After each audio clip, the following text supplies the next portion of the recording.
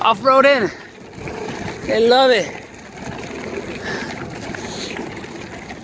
We just came from picking up Malito at the cremation cemetery. And we're just going down the trail. It's been a very hard week. Hardest week of my life. 12 years with my boy.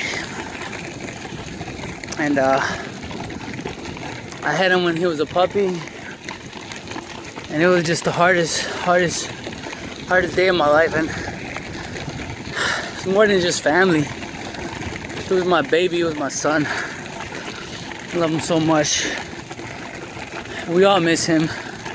He was our champion. He was a big boy. But now we're just riding. We're gonna go spread some of his ashes. Some of the places that he loved.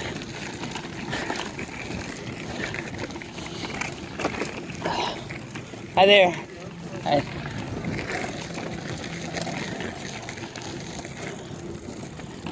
Hello. It's muddy there. We got too much traction.